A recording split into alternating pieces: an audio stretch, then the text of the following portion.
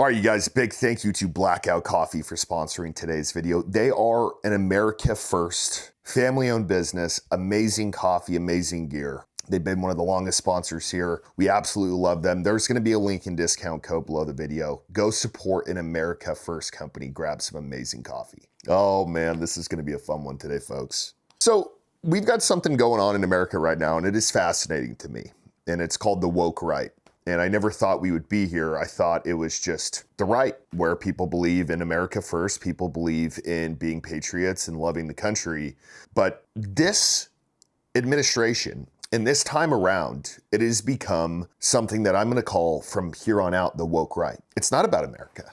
You know what it's about? It's about Israel. It's about AIPAC. It's about what can we do for the Jewish people. It's not about America first, and it's not about simply having everybody be equal.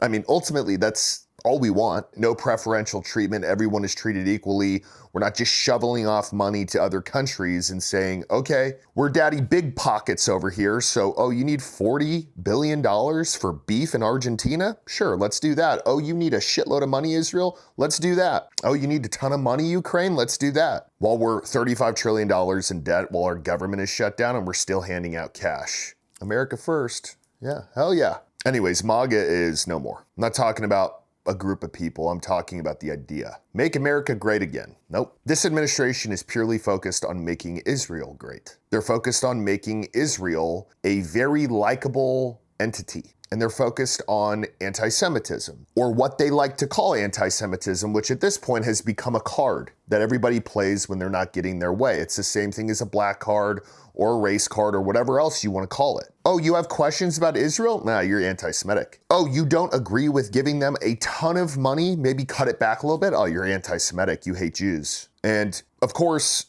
Tucker Carlson and Nick Fuentes had their podcast the other day, and I thought it was good. I thought Nick Fuentes held back quite a bit of stuff, and I thought it was a good thing to see that he could rein it in and have a level of class that can bring in a lot more people to ultimately thinking America first. And let me just say that the right, the woke right, people who have dedicated their entire life to defending Israel have lost their minds. I mean, lost their minds, calling for people to be deplatformed, calling for people to be killed over this. This sounds like something that the left does. Oh man, we don't like them talking about COVID. You better get them off the platform. No, we're doing it? Listen to Officer Tatum. Oh God. The reality is that Israel is one of our greatest allies. And for people to think otherwise, you fall in one of two categories. You're either ignorant or you simply hate Jews. Quit lying to yourself. Quit trying to cover. You just hate Jews. Just say it. I don't want to hear I'm just asking questions no more. You hear in the background like one person clapped? And this is at the Republican Jewish Coalition. One person clapped for that. Oh, okay, Officer Tatum, or should we call him Talmud Tatum like everyone else does? You're recommending in the country that we should not be able to ask questions, right? That's your idea? I mean, should we just start communism again? Should we start a dictatorship? And just so everybody's clear, this is retarded. And I don't use that word a lot, but you can absolutely not hate Jews or be anti-Semitic or ignorant and still ask questions about what we are doing with Israel, because the truth of the matter is they are not our greatest ally. Not even close. We provide 99.9% of that relationship. And then of course we had Ben Shapiro having to speak up about this, and golly. I'm gonna help you, Ben, because you need help. Let's let him talk first. My answer is no. No to the Groypers. No to their publicists like Tucker Carlson. No to those who champion them. No to demoralization. No to bigotry and anti-meritocratic horse shit. No to anti-Americanism. No. This is our country. This is our party. And this is our conservative movement. And I will not stand by while it is handed over to those who betray the most fundamental principles I have spent my entire life defending and advocating. That is a path to defeat and a path to moral oblivion. I reject it, because if we lose the right, we will lose to the left. And either way, we'll lose the country. I'm Ben Shapiro. This is The Ben Shapiro Show. Ben, you understand that Nick Fuentes is bigger than you, right? You understand that you already lost the right. The people who are still under the impression of America first is just shoveling off money to other countries and doing whatever Israel tells us, They are ignorant. You've already lost. And let me just say this, just so everybody has a very clear picture. There's something out there called the try-hard theory. And it's something that all of these woke right people like Brandon Tatum, Ben Shapiro, Emily Saves America, I don't know who else is doing the $7,000 per post for Israel thing. You guys need to study it because it is one of the truest theories out there. The try-hard theory, for example, is you meet a girl and you're bending over backwards doing everything you possibly can to make her like you. You know what that's going to make her think? That she could probably do better than you because you're trying too hard. You have to come with a presence of, I've been here before. Have confidence. Act like it's not the only option in the world. Have some intrigue. It is the same thing when it comes to the people attacking others saying that they're anti-Semitic. It's try hard.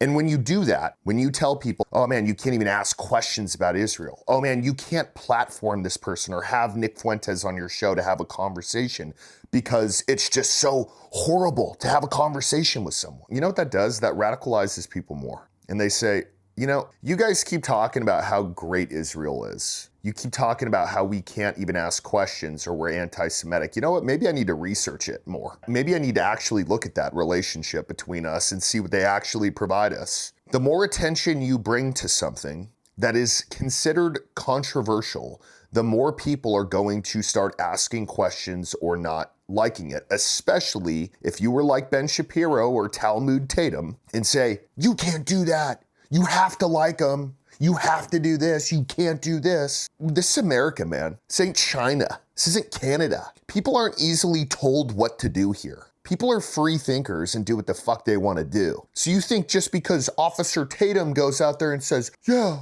if you ask questions, you're anti-Semitic. If you think that's, I don't know, like influencing people, you're an idiot. There are a lot of stupid people out there, but when it comes to this, most people are pretty aware of what's going on. Then we get to the crazy part. This is kind of what I call the woke right and how ultimately they're treated differently, because if you are on the side of defending Israel no matter what they do, you don't ask any questions, you just say, yes, Netanyahu, yes, daddy, I will do whatever you say and you can kill kids and do whatever else and I'll still love you, I'll still be here for you, then you're good in America. You pretty much aren't going to be touched. This is some of the stuff that he has put out there. Jew hatred is inherent in the European DNA. Why are you here then? This is mainly a European-built country. Why are you here then? Why would you want to be here? It would be like me going to Nigeria right now where they're killing a bunch of Christians and being like, you know, these people just have it in their DNA that they want to kill Christians. Yeah, that's a stupid argument. They're probably just pissed off for some, I don't know, idiotic reasons and they're killing people because of it. But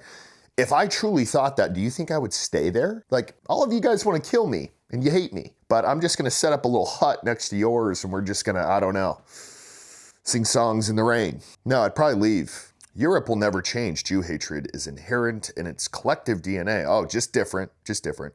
I am Jewish, proudly. I advocate every single day of my life for the Jewish people and for the Jewish state of Israel, okay? Well, why aren't you there? It's the weirdest thing. Same with Ben Shapiro. This isn't me bringing up some like wild ask. You can go there. I imagine you have dual citizenship. You can go there. So if you advocate for something, or you love it, or you are proud of it, why would you live there?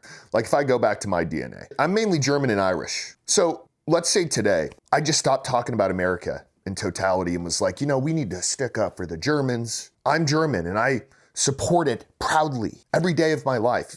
All of you guys would probably tell me to fuck off and go to Germany. But nope, here they are, hanging out. So apparently he posted on X that Nick Fuentes and Tucker Carlson need to be neutralized. And he posted after he got a whole bunch of flack for it, the definition: to make neutral, cause to undergo neutralization, to make something ineffective, counteract, nullify. And he wildly cut out the next definition, number 3, where it says military, to put out of action or make incapable of action, which means to kill or incredibly debilitate. And this is all kind of interesting because Texas DPS showed up at a guy's house. He gets a knock on his door and it's about his social media posts. And the question that I have is, if we are not completely on board with free speech in this country, why is it not a equal thing, right? Josh Hammer should have gotten visited for what he said on social media, but he didn't. This guy did though.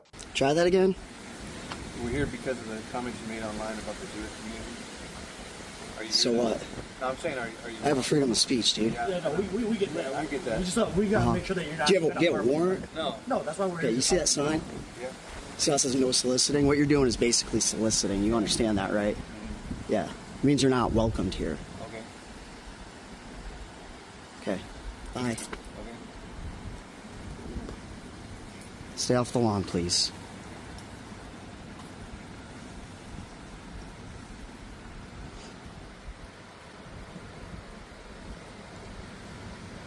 He said some pretty, I don't know, stupid stuff about the Jews. And at the end of the day, it's still freedom of speech. He didn't give a direct threat, nothing like that, and he gets visited. But this other guy, Josh Hammer, he can do it. He's not getting visited. So guys, I think the point that we can take from this is we're in a very, very odd time in America right now. We are in a time when freedom of speech is being suppressed because of whatever reason. People think everybody is anti-Semitic now. If you think, and I'm just going to give my thought on that, if people are, then they are. You sitting there and telling people that they can't be a certain way, it's just going to make them worse. They're just going to continue to be that even harder. So why not come up with a logical argument on why they shouldn't be the way that they are? The reason why you don't do that and you take this approach of, oh, you're just anti-Semitic is because there is no argument. There's none.